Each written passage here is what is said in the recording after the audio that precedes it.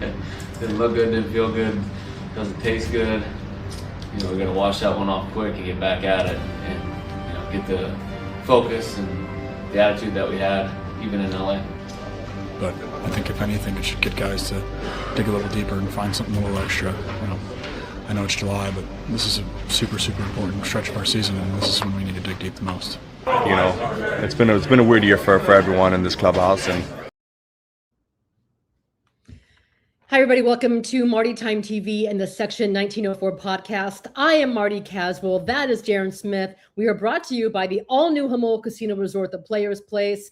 I have never been very good at transitions, and I cannot imagine a more seamless transition than going from an incredible Messi game, Darren, in the World Cup, to the Padres flatlining at Petco Park in their most important homestand of the season ahead of tonight's game with Johnny Burrito and German Marquez. Whew.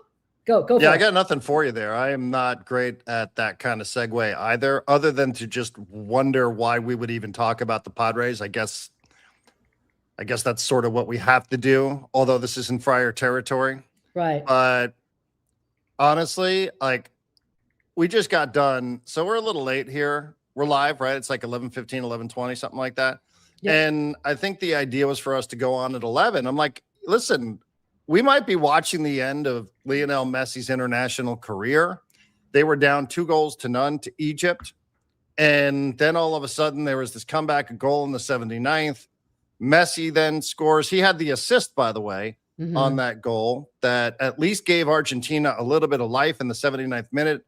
Then he scores in the 83rd, and then they score the winner in the 2nd minute of stoppage time, and Argentina survives somehow. Like, you're like, wow, I might be watching the end of Messi's career. Whatever you think of Messi, just like yesterday, I was watching the end of Cristiano Ronaldo's career. I'm not the biggest fan, but I understand this guy has been absolute legend of the game. So just to see that and to see the reaction, the emotion from all the Argentines in the stands, from them on the field, from Messi in particular, who's in tears at the end of this one. This guy's won everything. Just incredible. It's just incredible to see the never say die attitude from them. I don't think that they're good enough to win this. I do not. I thought today was the day. I thought today was the day that their number was going to be called in the tournament, but they figured it out over the last 10, 12 minutes. Is there a segue here for Padres baseball, Marty? Yes. I don't know. I don't know if there is one or not. Yes, there is. I don't have it. The Padres look flatlined. Darren, you just said it. The never say die. The never say die mentality. Okay. Maybe the Padres were influenced yesterday by watching Team USA, because I think at Petco Park they had the match on, Darren, on the big video board out in Park in the Park or Gallagher Square. I'm not even sure what it's called. I'm so discombobulated. But listen, and we will get the Padres because yeah, well, those are two teams that were willing to die yesterday on Monday. I mean, both those teams were more than willing to roll over. So if you're looking for some symmetry, I don't think there's any connection between Argentina and the Padres. But if you want to say the U.S. men's national team and the Padres, then I think at least for a night, yes, I think then that would probably be easier. Those are easier dots to connect than perhaps what we're trying to do here today. I mean, I'm just overwhelmed, again, watching this.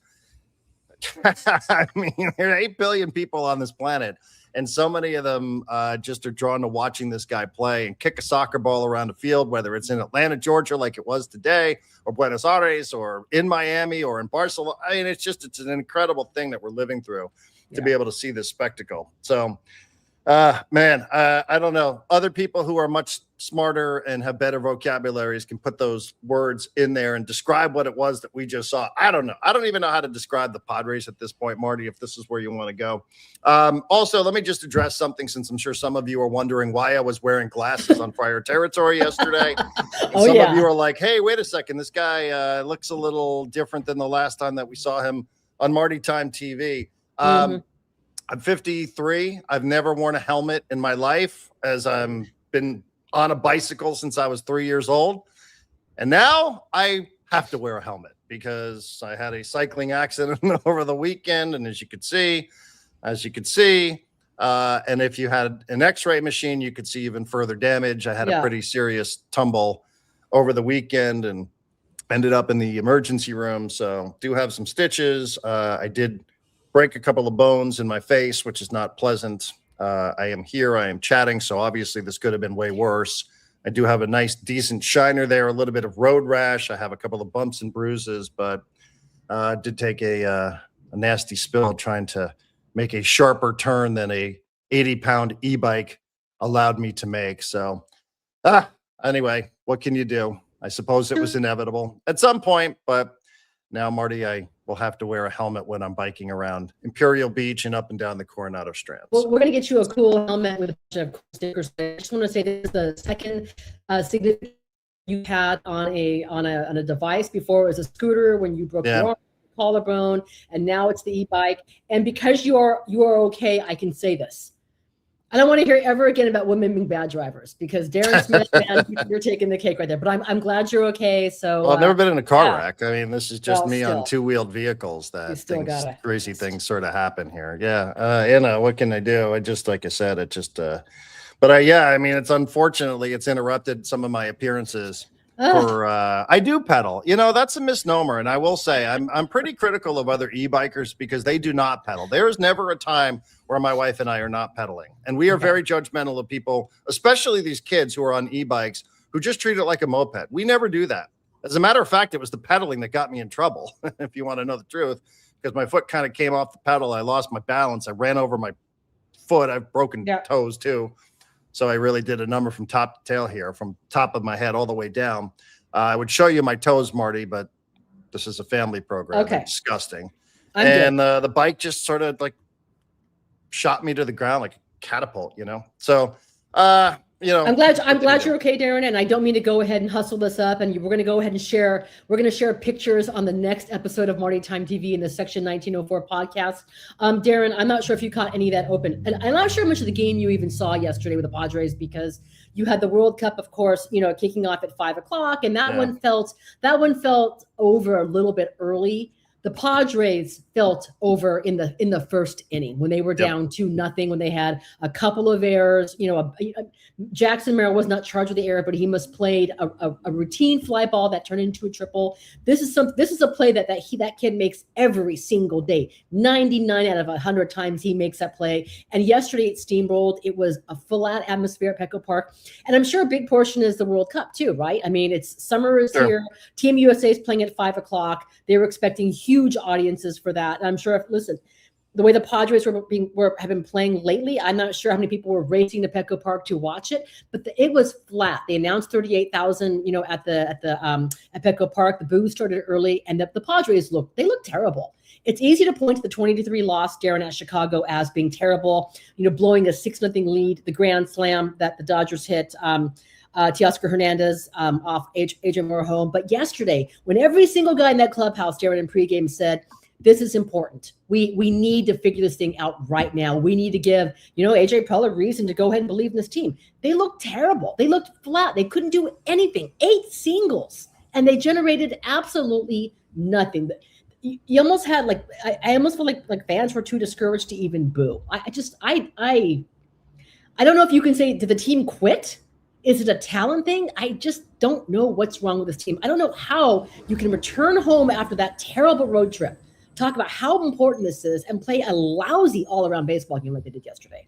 Yeah, I mean, I don't think there's any way to prove that the team quit, but there's also no way to prove that they didn't. Yeah. And I think that's kind of a problem, is, that it opens itself up to interpretation. Why is it that this is such bad baseball? Like you said, I mean, it's not one thing. Yeah, we understand the starting pitching isn't good enough to go ahead and win on a consistent basis. We understand that the offense is still dead last in 3 of the 4 major categories that we talk about, whether it's offense, whether it's on base percentage. Slugging, they're 29th, so give them a little credit. They've actually crawled out of the cellar there. And OPS, they're 30th.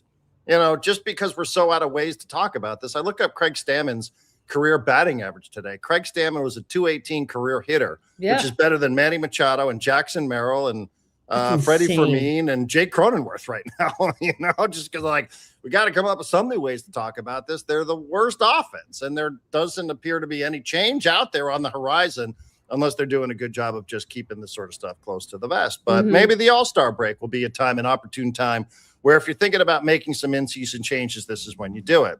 Do people still believe in this staff? Do they still believe in this hitting coach? Do they still believe in this manager? I don't think so.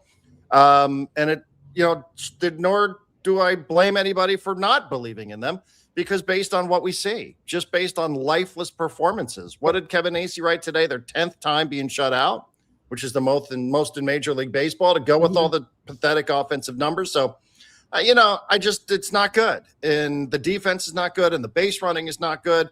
And even the challenging of balls and strikes isn't good. Marty, I watched this game on Fox last night. The game was, I don't know if people knew this or not, it was available on Fox Sports 1. I was looking for more World Cup content. And I stumbled across the Padres. Right, which was the exact opposite of what I was looking for. And it was so boring. The announcers were so bored that they were telling stories about Lou Gehrig in the 7th inning of this game. Like, that's how it was. Tom Verducci, so he's the right guy to tell. That's going to resonate with this with the young baseball. Verducci's like, did you know that Lou Gehrig only played in 10 ballparks in his career? That's it. He only played in 10, and he was making the point that somebody on the field has played in 32. Like, Nolan Arenado, I think it was, or maybe Manny Machado. I forget. I was sort of, probably into the pills by then. I'm actually not taking pills, but just so to be clear about that, I don't want to joke because I know we have a crisis in this country, but that's where we were at in this game on this national broadcast. They're just filling time telling stories about Lou Gehrig from 1930. It just was. I don't know.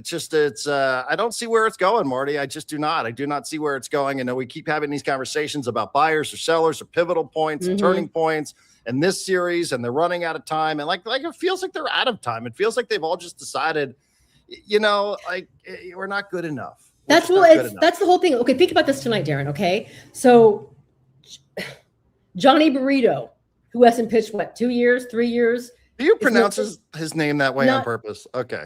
No, Johnny Burrito. Okay. I mean, it's funny if that's your bit. I'm just trying to clarify. I don't have a bit. Johnny was in the clubhouse yesterday, right? And he doesn't know what his role is going to be. And Craig Stammen says, we're going to see. It's going to depend on what our pitching does tonight. And, Walker Buehler was not good. He struggled badly in 2 straight starts, and they got into their bullpen yesterday. So today the plan is Marquez and Brito. Right now, this, by their own admission, sense of urgency, important homestand. And the solution for tonight is German Marquez and Johnny Brito here to go ahead and save the season. I know what those guys are saying in that clubhouse, but how is it not so utterly discouraging that this is what you're depending on right now? Right. This Padres team to go ahead and turn this season around. That's Marty, you played a clip off the top of the show, and I think it's something that we referenced on Prior Territory, which is this purgatory that the Padres are in with ownership, this limbo. Yes. The state of limbo. What's going on here? Who's running things? Who's running things right now? Like, who would actually give approval to go ahead and make a trade if you had to take on a little bit of salary? Nobody seems to know the answer to that. No. We asked Dennis Lynn that question last week, and Dennis, I think, had a theory that he thinks that, there's some sort of bridge between John Seidler and Jose Feliciano. But it's a theory. Nobody really knows this. And nobody seems to have any idea when new owners are going to be officially voted in by the rest of their MLB owners. Nobody has any idea about that. And how does that impact things? And to be clear, I don't think that this is any excuse for Manny Machado batting $180. I don't think this is any excuse for Jackson Merrill, who's hitting .217. I don't think this is any excuse for the base running. But I do think that overall, when you have an overarching theme where there's a void of leadership. Yes. I do think that you start wondering, well, where are these decisions even coming from? Where are the decisions coming from to, whether it's an extension for the president of baseball operations, whether it's the hiring of a manager, the manager's staff, some of the decision-making, some of the money, some of the spending. I do think all of that is accurate. I really do. I mean, I do think that, in any line of work, in any business, if you don't have any idea what the direction is of the business that you are in, I can't imagine, Marty, that doesn't have some sort of psychological impact. Now, again, I'm not making any excuses. Manny makes a lot of money, and he's expected to perform a lot better than this, and he should be performing better than this. And maybe he's showing some signs, even if it's coming too late here in the month of July. But, I think 2 things can be true. I think Manny can be like, yeah, it's kind of weird around here. Marty, there are employees who, people maybe don't know every layer of this organization, but I know that there are employees who are looking for other jobs because of the uncertainty. Like we know plenty of people that work at Petco Park, and Oh yes. some of these people are like, I don't know what my future is, so you better have a resume ready. Hey, and you might have to take an opportunity that you might not want to take just because of the uncertainty, because you don't know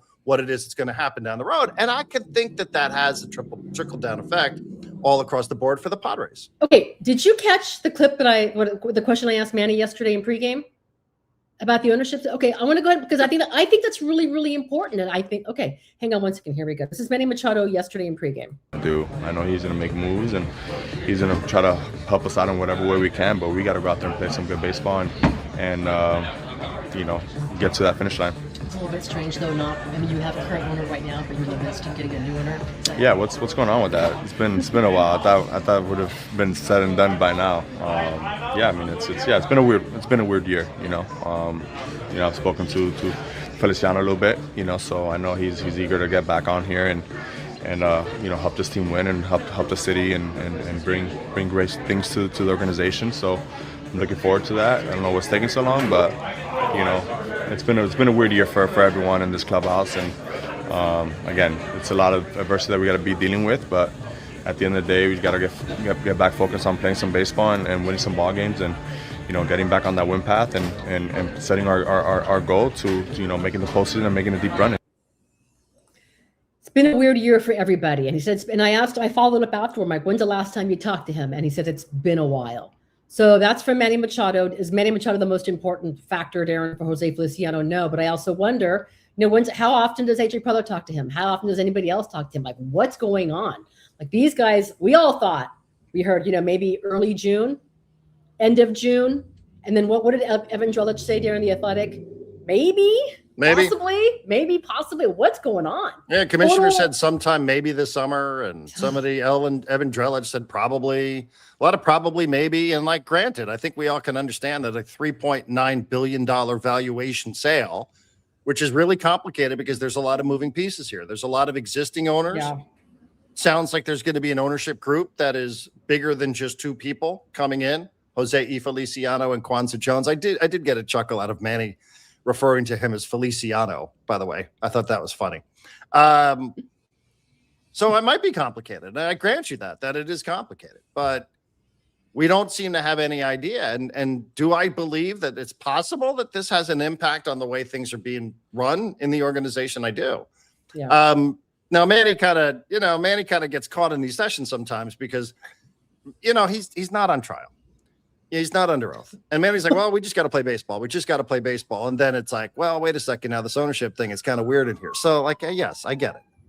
But I did ask him specifically about. I did ask him how weird is that, and then he also did say earlier in the conversation, he did say the injuries are real. Like we don't have our big guys. We don't have Bavetta, we don't have Mesker, we don't have this. Blah, blah, blah. 100%. So I grant you that, but I understand too. Manny takes the approach of just got to play baseball. Then he's like, yeah, what's going on here? What's the deal with ownership? It's weird in this clubhouse, almost implying like there's been just like an energy that's a bit off. Yeah. But anyhow, you can accept that multiple things are happening simultaneously. He's having a bad season. He is. And the ownership stuff is weird. Nobody else thinks this is weird. Like just you and me sitting here like, well, what's the deal? And again, the reporting seemed to suggest that it was June. And maybe the reporting was off, and maybe it's more complicated than the reporters are capable of understanding, because all of the stuff, it's not like they're opening up the books and sharing with us exactly how difficult of a deal this is. Right. And there's all sorts of family law and things like that. So, I I'd imagine though, in the meanwhile, important decisions have to be made about this team, right? Especially when you have this closing window or this window with these players who are making a ton of money. And the idea was never to spend money on a handful of players and then just fill in and paper over the cracks with a bunch of dumpster diving. Mm-hmm. That was not the plan, So that's the other part of it. It's like, you're just papering over the cracks of this thing now with players that you're pulling out of obscurity to go and partner up with these, 9-figure players. And that was not the plan. I don't think that's the way the plan was sold, even to the players who signed the contract. So, right. Good luck trying to figure out how this thing is going to start looking a lot better. And you wonder too, is this just like a wedge year? Like, did they kind of just say, this year's just going to be one where, yeah, we're trying to win, everybody, but we really kind of have to catch lightning in a bottle with some of the roster moves that we've made. Because we're not being given the budget the way we weren't given the budget last year. And people will be like, oh, well, they have a top 10 payroll.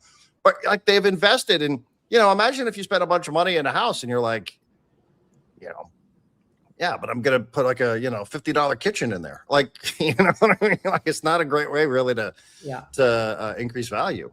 But, or at least try to win. I don't know. There's not a great metaphor for that. But did Padres ownership allocate any extra resources for AJ Preller this past offseason to go ahead and improve the product on the field? Because we knew going to spring training there were major questions in that pitching staff. Even though Joe Musgrove, he actually had to start against Great Britain, Darren. I think it was like March 4th. I don't know that there was a thought that Joe Musgrove is going to be full ready. He's going to be good to go come opening day, come April 1st. This guy is going to contribute. It's maybe possibly the Bavetta thing was a setback. But you had holes in and they did not invest. They did not fix those problems. Instead, to your point, it was patchwork. Maybe on Bueller, maybe on Marquez. We'll see with these guys and Griffin Ganning. They were reclamation projects. That's what the Padres did. And you're hoping you got a couple of good outings from these guys. But now we're seeing I did it again with my mic. I have to stop. You're fine. Now we're seeing what's happening, Darren, because they did not invest. Again, if you're those players in that clubhouse, what are you feeling today thinking, all right, everything's in the line. We're going with Burrito and Marquez. I don't know what more we need to even hear from players. Respectfully, Marty, because I know, credential life is important to you. But I don't even know what I want to hear from them anymore. From them, from the manager. The manager gets up there and everybody gets angry because the manager's got a smile on his face and he's kind of got this all shucks attitude. And listen, maybe it's just the way the man is wired. Maybe he laughs to prevent from crying. It certainly is possible. Life could be worse. Or maybe the manager's realizing, I've made a mistake here. I've just made a mistake. I should have trusted my initial instincts, which were to not be a candidate for this job. Yeah. Instead, I looked around and I was like, yeah, maybe I should do this. And now maybe he's having some regret about that. It's a grind. I try to laugh my way through stuff, even serious stuff. I got a broken face. I'm sitting here making jokes about it. So it's just sort of the way some people are wired. I don't think it's really his personality to sit there and just start airing out people asking questions in a post-game press conference. That was the previous guy. And a lot of people really didn't like that stuff. So at least they didn't like it at the time. Maybe they miss it now with the benefit of hindsight. No. The previous guy didn't call players out. He called out the media. Right. The previous guy before that, Bob Melvin, had no problem saying this stuff. Be like, what? This guy now that guy was cooked.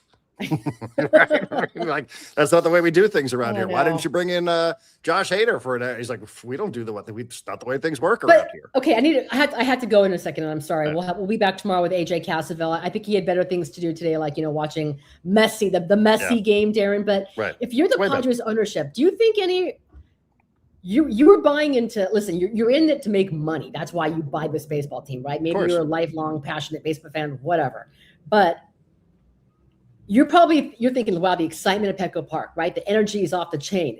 Every single night is sold out. Going to postseason, it's the hottest ticket in town.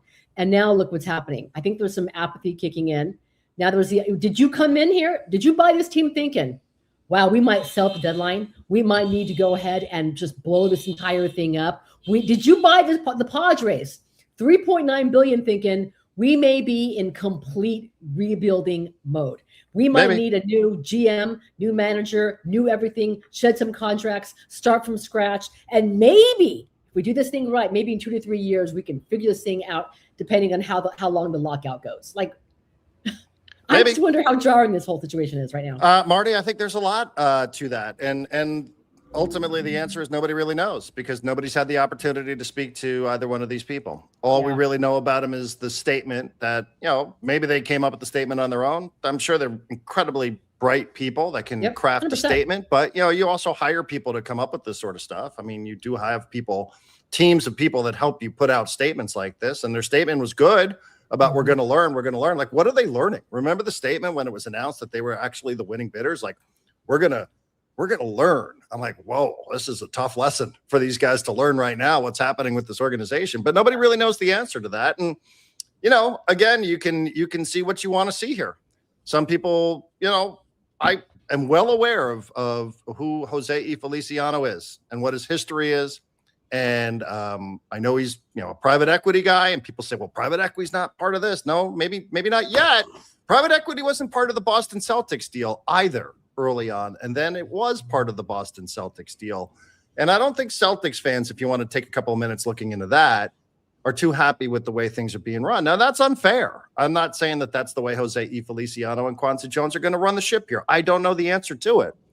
But I think people need to have their eyes open when it comes to this sort of stuff. So who knows what to expect tonight, Marty? Like you said, it was just such a, we sort of joked on Friar Territory, like you're only as good as your last game, and the Padres beat the Dodgers, so bring on the Diamondbacks. And you just lay that kind of turning egg. point. You just laid such an egg. It was just like, wow, what an uninspiring way to start a homestand. It was for the demoralizing. Final homestand before the All-Star. And I will actually, and I'm going to agree with something that your friend Kevin AC wrote, I believe in the Padres Daily, that felt like the worst loss of the year. And I would agree. You can talk about week. No, but what did I agree with Kevin AC? I never agree with him. It's the worst loss of the year. But I just because I know, and they keep finding ways to go ahead and top it, right? It's again, blowouts happen, right? Rodolfo Duran allowing 8 runs, the wind's blowing out, it's 1,000 degrees at Wrigley Field. Those things happen. Dodger Stadium, we've gotten used to that. But you have all the guys saying all the right thing, coming home after a family trip. By the way, cancel all family trips. No more family trips, man. Not in July before a pivotal homestand. I had a Padres historian point out to me that back in '89, the Padres took a road trip, a family trip. They went 1-9, and they lost the division by 3 games. Anyways, where am I going? Well, we don't have to worry about the division. So that's the playoffs. But the playoffs. We went through all the tie-breaking scenarios yesterday for the wild card, for what that's worth, and they seem content now to also be on the wrong side of the tie-breaking scenario with the Diamondbacks, at least through 3 games thus far this season. But I don't know. Right. I a good point. I was more disappointed with the U.S. men's national team. And I feel like performance, but maybe it was like bad juju. They had the game on Darren in the field, and from Mateo, the reason the game was demoralizing was because USA Soccer lost beforehand. Maybe the Padres, Darren, can be inspired. Maybe Johnny Burrito or German Marquez are going to watch the messy performance. Put that up there instead of the opposing pitcher. Who is it? Is it Zach? Who's pitching today? Zach Gallen. Zach Gallen.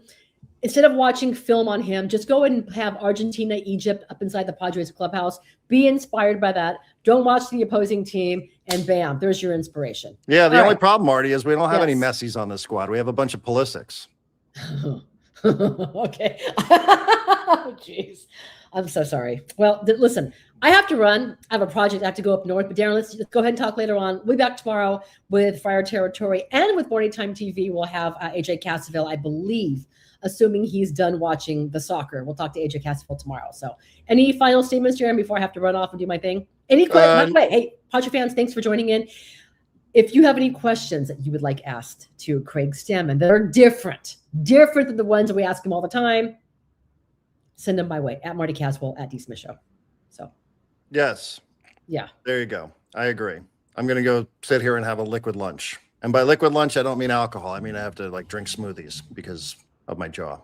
So, jeez, dude. I don't know. I mean, 1 to 10 real quick. Yeah. Optimism for a turnaround. Not tonight, not the series, the season. A 3. 3? Wow, that's higher. That's than low. Most. Oh, I was going to say that's low. higher than most.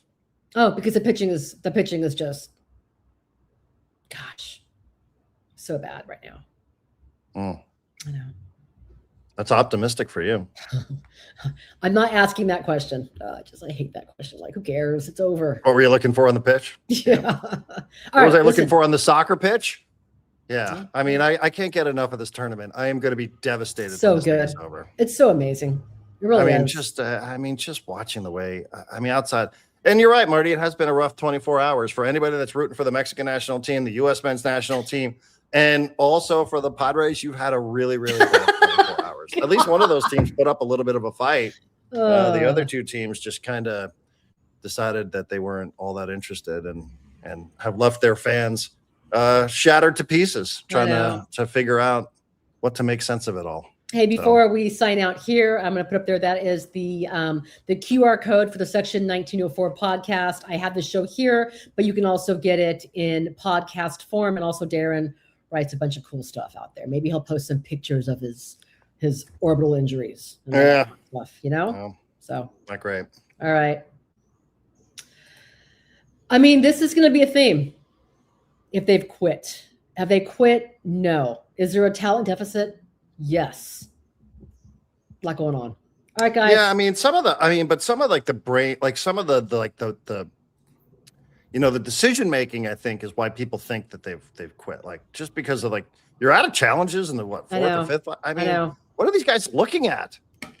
You know, like the base running stuff. It's one thing last year we all just screamed about one thing. We're like, stop fucking bunting. Like that's all everybody screamed about. This year, it's like take your pick of things that we can scream about. How does a team? How do you get shut out this many times? How is the whole team bad offensively? How has the team gotten so much worse offensively? And everybody's like, oh yeah, the hitting coach doesn't hit. Okay, thanks, appreciate that. He might be a good hitting coach, but it ain't gonna be here. I'll tell you that. It'll be interesting. We'll see what happens, Darren, because the draft is this weekend, right? MLB draft is this weekend. What? Yes.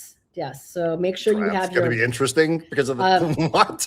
No. I'm not saying the draft is interesting. Applying for a job at Mad Friars? No. I'm saying a lot of times, Darren, and I have no idea what's going to happen with this team. But if they make changes, a lot of times that can happen, Darren, after Right. That's all I'm saying. Usually, all right? Unless you're the Angels, and then you just blow people out whenever. Well, I mean, even the Padres in 2014, right? They got rid of Josh Burns before the draft. I was like, whoa, wait a second. Now that was different. Normally, you at least let the guy go through the draft process, and people are like, wait, I don't understand. Why would you do that?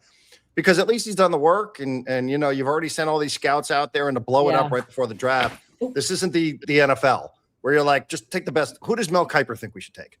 Yeah, like it doesn't work. Or Daniel Jeremiah, I suppose, since we're talking about the Padres. Anyhow, I know you got to go. I can see you're getting fidgety. All right. Plus, I have to put some more Aquaphor on my face. I'm fidgety. All right, guys. Thank you so much for watching Marty Time TV in the Section 1904 podcast. I am Marty Caswell.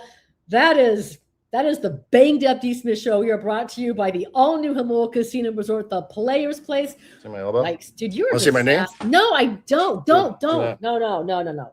Thanks so much for watching. We'll see you guys tomorrow. Listen, I mean, you guys want to hit the panic button. You guys have all been talking about it, have all been negative about everything we've been doing. And we already know what we've been doing. We haven't really been playing well. I mean, it's plain and simple. There's nothing to it. So, you know, try to keep out the negative stuff out of our heads. And again, like I just said, you just got to stay positive and going forward. I think, you know, we're all better than what we've been playing. You know, this isn't going to last for a long time. So, you know, keep looking forward, keep working. You know, I know everybody in this clubhouse has been doing that. So, you know, there's nobody more frustrated than everyone in here.